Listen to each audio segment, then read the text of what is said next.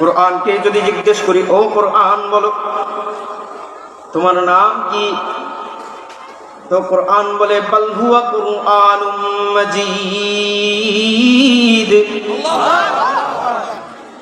কোরআনকে যদি জিজ্ঞেস করি, ও কোরআন বলো দুনিয়াতে আসার আগে তুমি কোথায় ছিলে, তো কোরআন বেসাক্তা জবাব দেয় ফি লাউহিম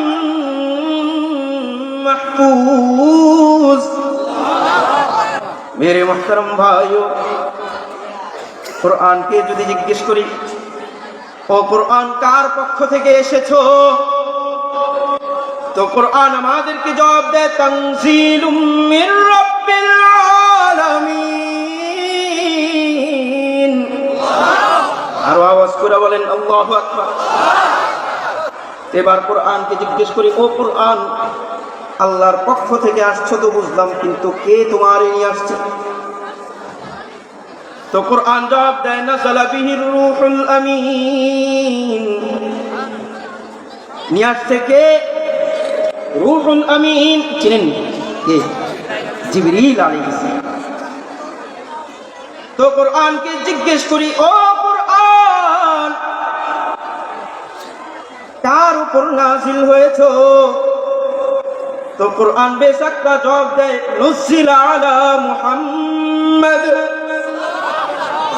নুজিলা আলা মুহাম্মদ, মুহাম্মাদুর রাসূলুল্লাহ সাল্লাল্লাহু আলাইহি ওয়াসাল্লামের উপর নাযিল হয়েছে এ কোরআন।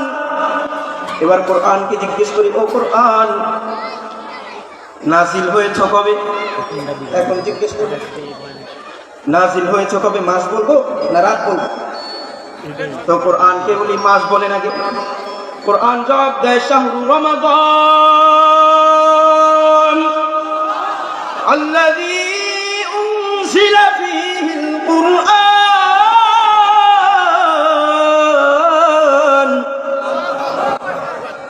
রমজান মাসে নাযিল হয়েছে ও কোরআন, এবার বলো না কোন রাত্রিতে নাযিল হয়েছে, তো কোরআন জবাব দেয় ইন্না আনজালনাহু ফি লাইলাতিল কদর। কোনটা? লাইলাতুল কদর।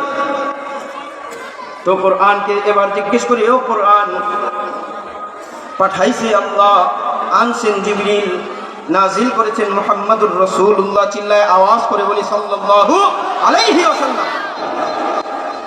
ও কোরআন যদি জিজ্ঞেস করি তোমার আসার উদ্দেশ্য কি, মাকসুদ কি, উদ্দেশ্য কি জিজ্ঞেস করতে, তো এবার কোরআন জবাব দেয় হুদাল লিল মুত্তাকিন। এই কোরআন কাদের জন্য? হেদায়েত মুত্তাকিনদের জন্য। হুদাল লিল আলামিন, হুদাল লিল আলামিন সমস্ত জগৎবাসীদের হেদায়েতের জন্য এই কোরআন।